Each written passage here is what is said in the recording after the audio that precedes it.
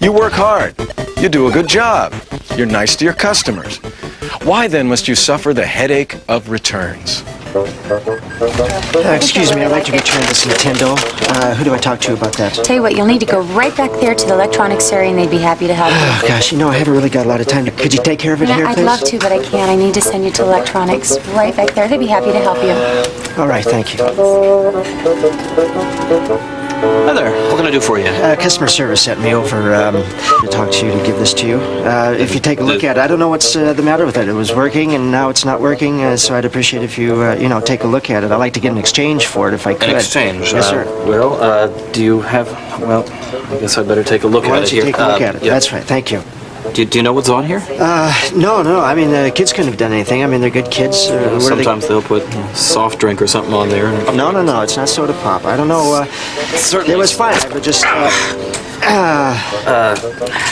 I'd appreciate it if I had an exchange on it. I have an appointment I gotta get going. You know, I'd really like to help you out here, but I don't... an exchange... Listen, you guys have been great in the past, and you've always taken care of me, and I'd appreciate an exchange. But, the warranty does specify that you have to keep it really clean, because it doesn't work if it gets dirty. Some people will go to great lengths to return an abused or an out-of-warranty piece of merchandise.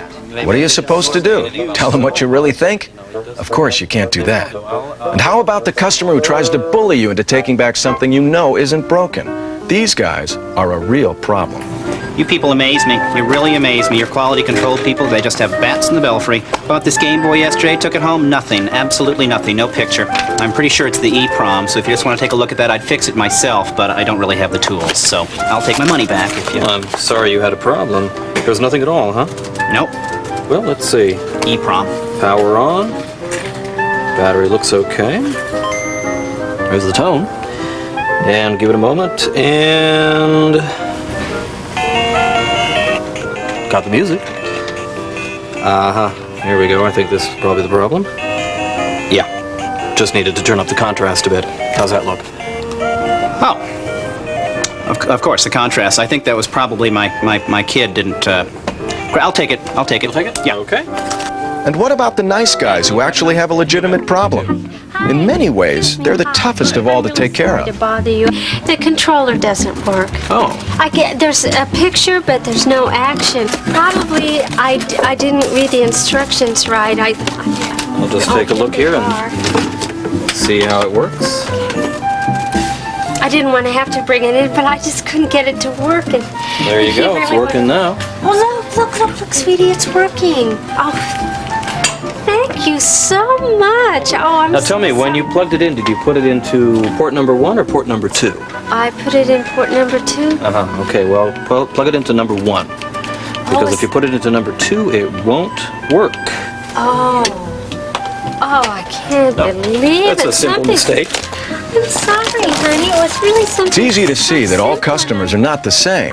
But no matter what size or shape they come in, and no matter what kind of products they're bringing back, they all have one thing in common. They feel they have a problem. Now for the good news. Nintendo is doing something about it. Something that will make your job a whole lot easier. Could I bring you a pie later? Last year, Nintendo of America sold over 90 million pieces of Game Boy, Nintendo Entertainment Systems, game packs, and accessories. Only a small percent of those products that were returned by your customers were actually defective. An excellent track record for a high-quality product. That's why the seal of quality goes on every one of our products. In many cases, the customer simply failed to follow the simple directions packaged with their product, so they come running to you. And that's a waste of time for everybody. But what are you supposed to do? You're not a Nintendo mechanic, you're a customer service specialist. Well, Nintendo has the solution to this dilemma. Next time one of your customers comes into your store with a Nintendo product after you've sold it, you'll have the answer.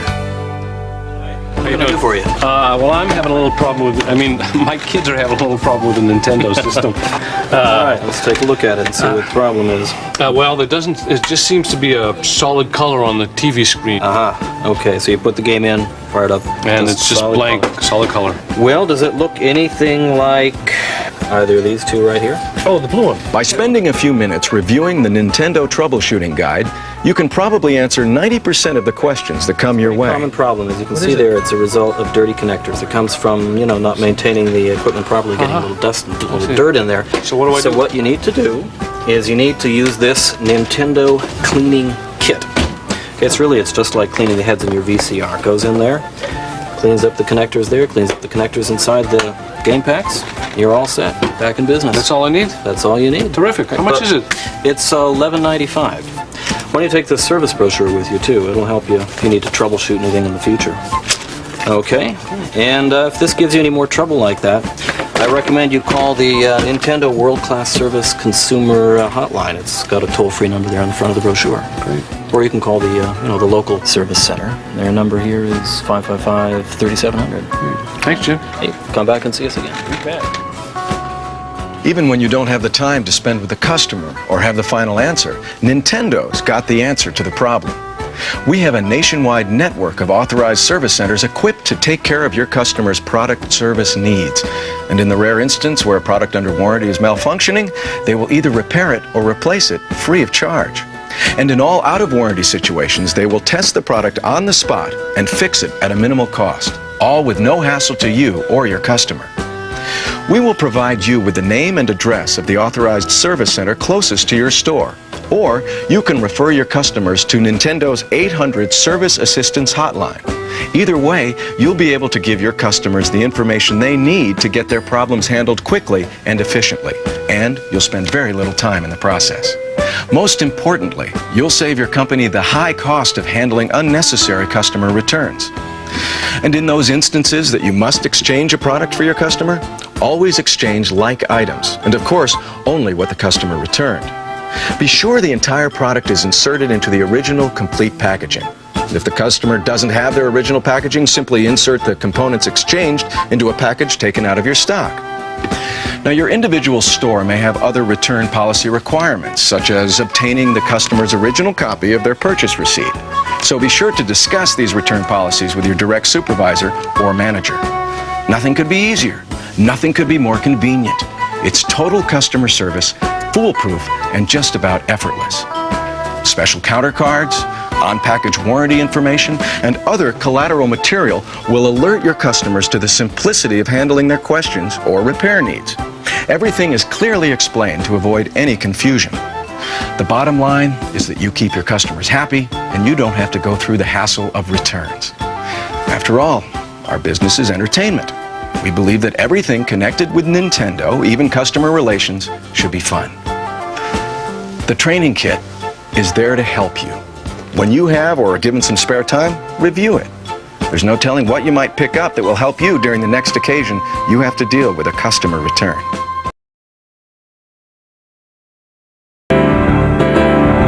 And now, Displays with Jake. Hi, I'm Jake. I've put together a little film to show you some of our displays. Follow me. This is the Nintendo Power Previews display. Works a lot like a jukebox. You walk up, you push a button, and it plays the game that you've selected. Sometimes you need to adjust the volume on this. To do that, you take your key number 2007, go underneath the keypad, and open up the keypad, and then drop down the front door. You'll find two different buttons here. One of them adjusts the attract mode volume, while the other one will adjust the volume of the game that you just selected. You may also see another version of this that's 30 inches wide. Now, we've got a lot more to look at, so let's go take a look at those. There you are! This is the Super NES Floor Interactive Display. You can play some really cool Super NES games on this thing. Sometimes you'll want to change those games out. To do that, take your key marked LL419 on your really cool Mario Paint keyring and open it up by unlocking the lock on the side, and that'll flip the cover up. Open the cover, turn off the power, push down on your eject button, and that'll pop up the game pack. Take out the game pack cartridge, take your new game pack cartridge, put it into the slot, push down firmly, be sure to turn your power back on, and then close and lock your cover. Now, sometimes you'll want to change the volume on this as well. To do that, we have to run around to the side here. The side panel will open up if you take the same key and open the lock on the back of the display. Open up that lock, open the side panel, and if you look right down here, you'll see a little blue block with little teeny tiny switches on it. Right above that is a little thing that looks like a screw head.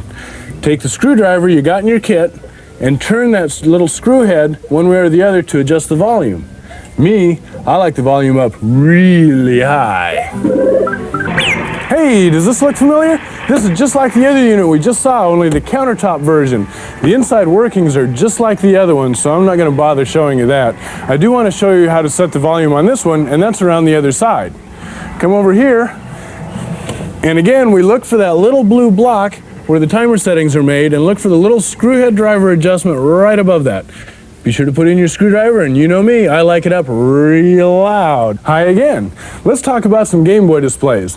First, we've got the Game Boy Counter interactive display. Here, you've got your cool Game Boy with amplified stereo sound. Now on this display, you want to change out the game pack and or adjust the volume. To do that, let's go to the back of the display.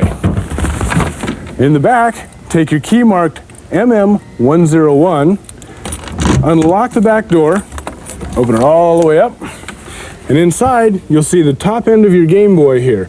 To change the cartridge, be sure to turn the volume on your Game Boy off, push up on the game cartridge and lift it out, and then take the game cartridge that you want to replace and put it in with the label facing down, press firmly into the Game Boy, don't forget to turn the power back on, and you're ready to play your new game.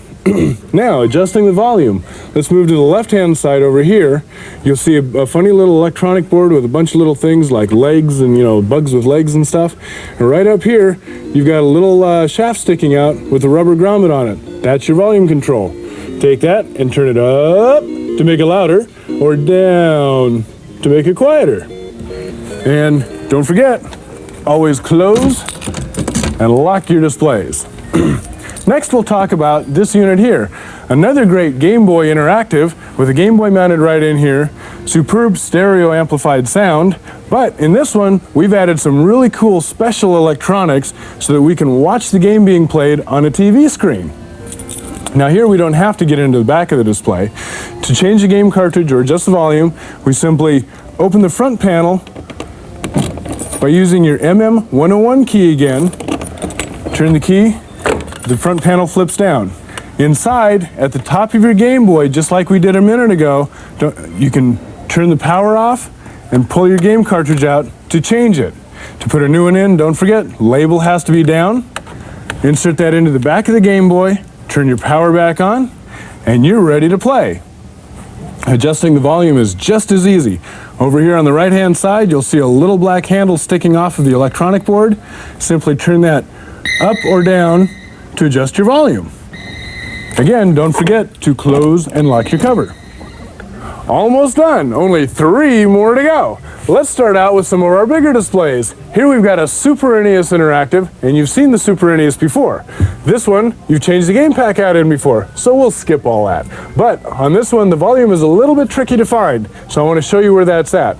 Take your key marked MM101, unlock and open the cover, and looking way up here on the left-hand side, there's a little tiny knob to adjust your volume. Use that to adjust your volume up and back down again. Be sure to close your cover and lock it. Another display that's very similar to this, and another gargantuan in size type display, is this one right here. On this one, we have both the NES and a Game Boy. On the NES side, I want to show you how to change the game pack and adjust the volume on this one. We haven't seen the NES before. Again, using your key numbered MM101, unlock the cover, lift it out of your way, and inside you'll see the Nintendo Entertainment System control deck. To change a cartridge, press your power button, lift the door, pop out the old cartridge and take the new cartridge that you want to put in, label facing up, stuff it in there and push it down. Pop down that door, push the power on, and you're ready to play. One more thing before we get out of here is this volume control over here. You've seen the board before, you've seen the silver shaft before, and there's a little rubber grommet. Just take it and turn your volume up or down, and you're all set. Don't forget, close the door and lock it.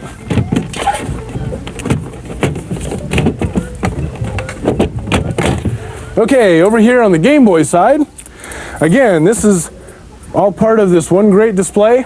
And one more time, we put those really special electronics in here so you can see the game on the TV screen. The Game Boy down here is mounted into this cover. To change the game pack or adjust the volume, one more time, take that MM101 key, you ought to know that number by now, push it into the lock, unlock, the whole cover comes out, but be careful not to pull too hard, you'll yank all the wires out. Inside, you've got access to your Game Boy cartridge, and you've already seen how to change that out. Down here, you've got your electronic board with that real familiar silver shaft and rubber grommet. And if you haven't guessed by now, that is the volume control. When you're done, put your cover back on and lock the display up. Okay, time to move on. Jake's journey is almost over, but first I've got one more display to show you. Here we've got the 3-system interactive tower with the NES, Game Boy, and the Super NES in it. Let's take a look.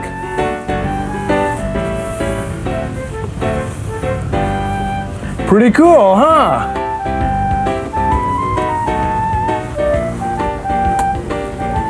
Okay, with this thing, all 3 sides are set up pretty much the same.